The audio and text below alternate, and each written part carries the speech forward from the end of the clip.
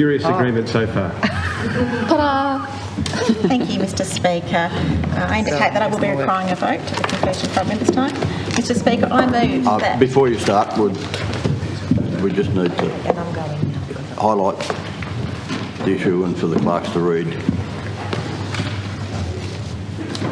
Read your motion in. I think is what you're about. I move that, 1, a select committee be appointed... Number 9. Thank you, sorry. I move that 1, I'm very eager.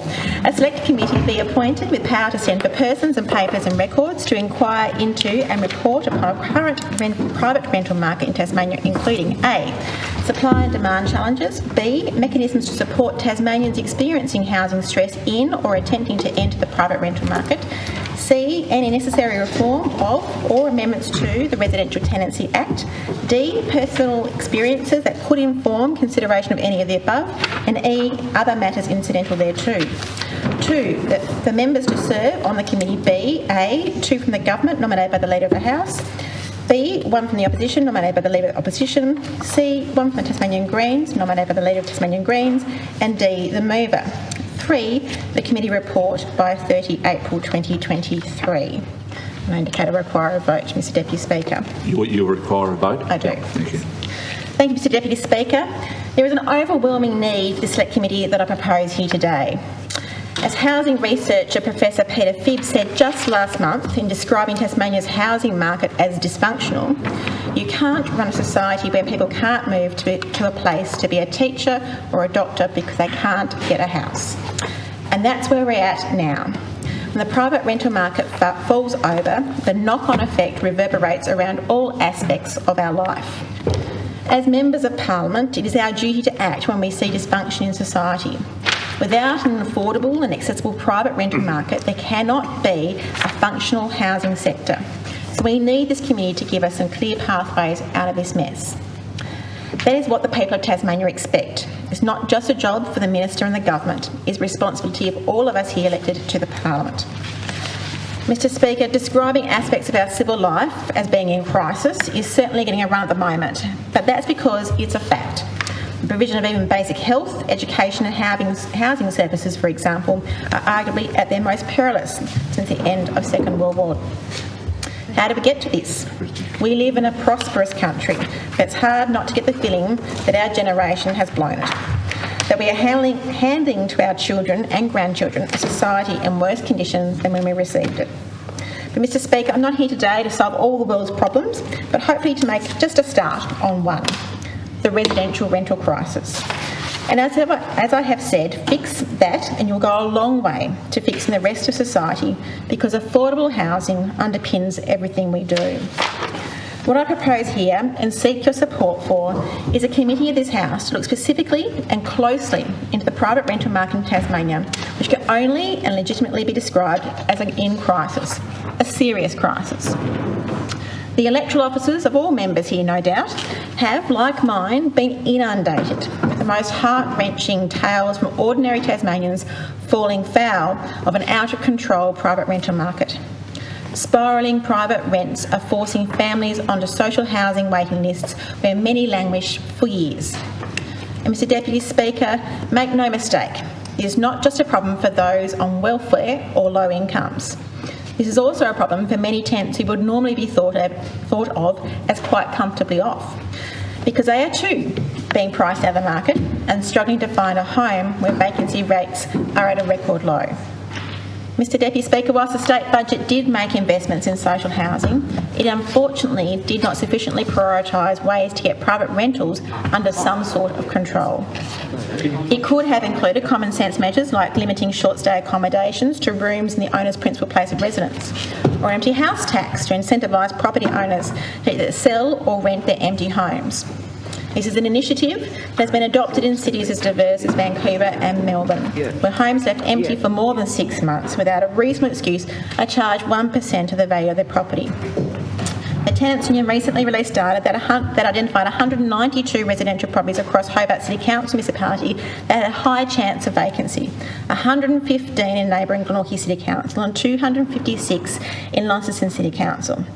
That is 563 residential properties that sit empty during a housing crisis.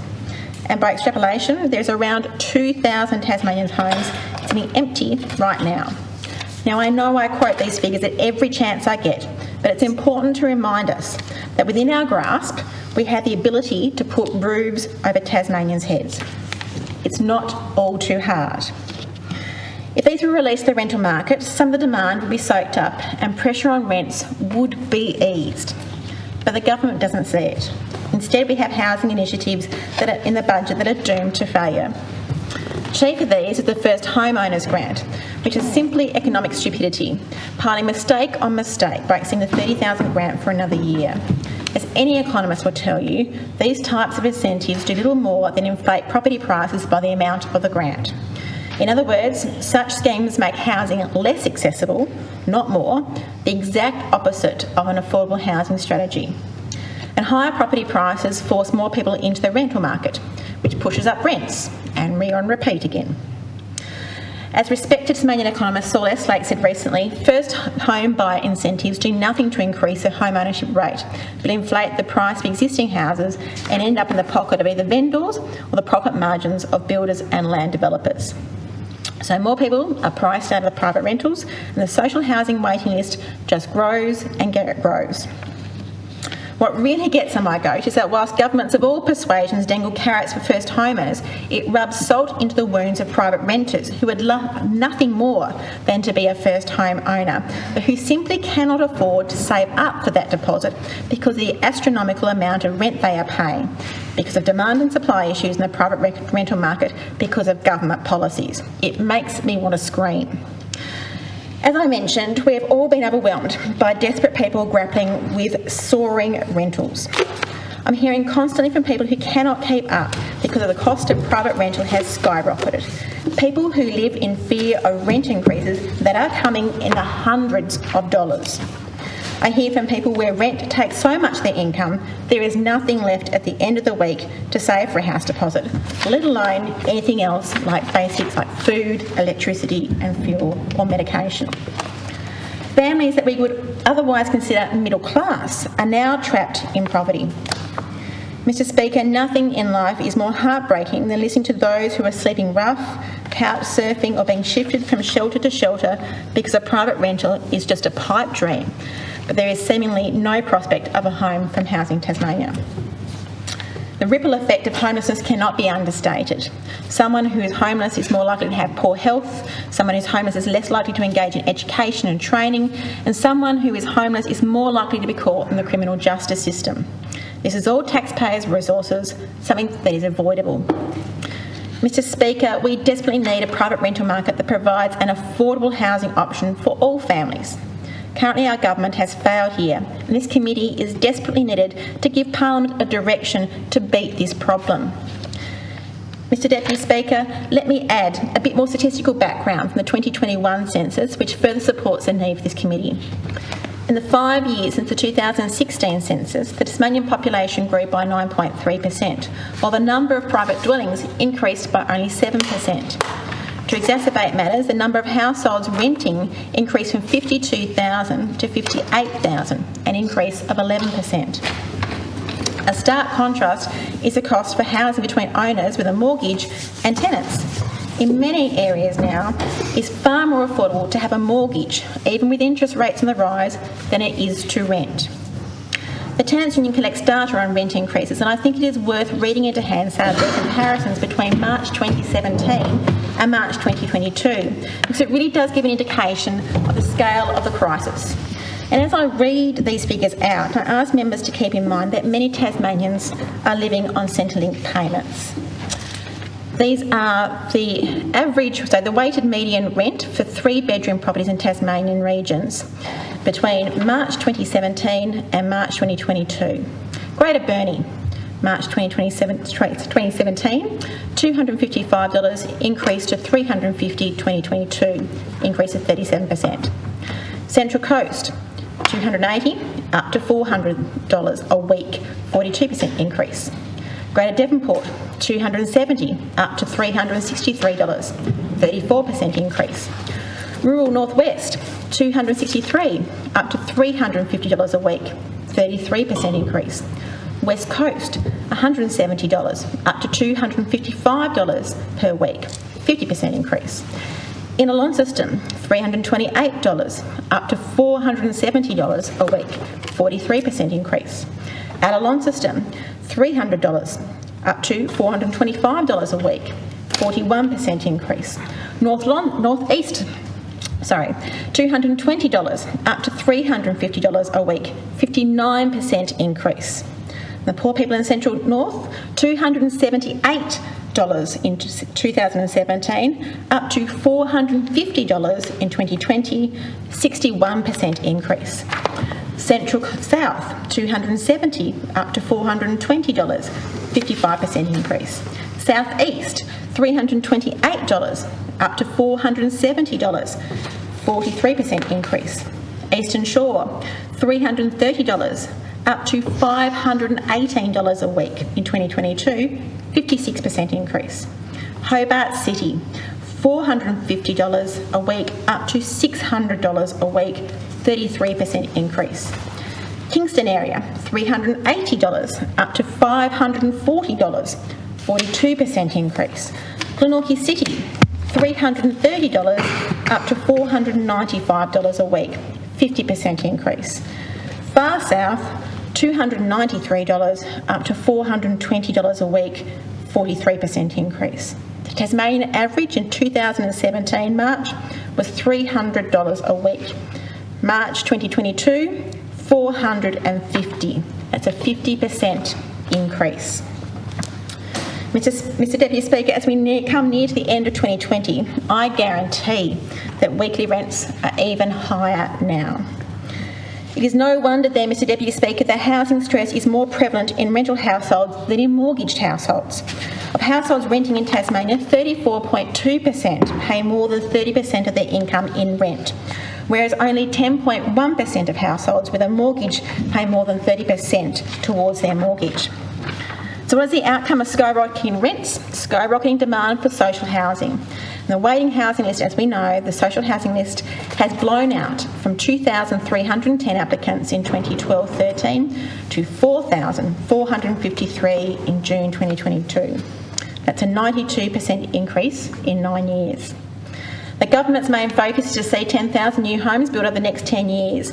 Laudable as far as it goes, but I can only agree with Tascos CEO, who points out we're not able to get those homes on the ground quickly enough, so much more needs to be done to make sure we get people housed. Mr Deputy Speaker, affordability is only one aspect of the crisis in private rental that this committee can inquire into. I'm sure that if we went around this chamber, every member of this House could speak of constituents who have come to them in desperate and worrying situations with their private rental. People tell me they are living in substandard conditions because they're too frightened to ask their landlords to fix something because they're worried it might prompt a rent increase, or at the end of their lease they'll be asked to leave and they'll struggle to find somewhere else. I constantly hear of people trying to justify to themselves living in the most appalling situations and conditions that that's better than having no roof over their heads. Mr Deputy Speaker, this is Tasmania, not a third world country. We must do better. Mr Deputy Speaker, disturbingly, I've been hearing about people in our multicultural community who've been subjected to intimidation and harassment from their landlords because of their ethnicity. And whilst this contravenes so many laws, including a tenant's right to enjoyment and quiet enjoyment of their property, these families are too frightened to speak out. They say they put up with racial harassment because it's better than being homeless. Not good enough, Mr Deputy Speaker. The market is so competitive. If you leave or lose your existing rental property, finding another is damn near impossible. We've all heard of 50-plus tenants rocking up to an open home, all desperately seeking to be a successful applicant. This committee, if established, could look at how do we protect these very vulnerable Tasmanians. How can we strengthen our residential tenancy laws so that tenants can have the basic human right to housing without having to compromise on third world conditions or being subjected to disgusting acts of racism? And this is where the Select Committee can make its contribution. It can ask the tough questions and get the answers to find, as its terms of reference requires, reports on mechanisms to support Tasmanians experiencing housing stress in attempting to enter the private rental market. There should be no doubt in any of our minds the private rental market is in crisis and we must act now to fix it. I'm sure in other members' contributions here today, they can also give examples of people they've spoken to. I'm also aware that a number of my colleagues here have been calling for a review of the Residential Tenancy Act. This is a committee which would make a very good start and help inform where there are gaps with the experiences of ordinary Tasmanians. Every day we delay, that's another day on a freezing park bench or the backseat of a car, or someone worrying about their housing security for a fellow Tasmanian. Of course, there is no silver bullet, no one bright idea that suddenly makes private rentals more affordable and accessible. That's what makes the committee's work so important and necessary. You can come up with a strategy to get on top of this problem. And that's a lot more than what we have right now. Mr Deputy Speaker, I commend the motion to the House. Thank you. Mr Deputy Speaker. Minister.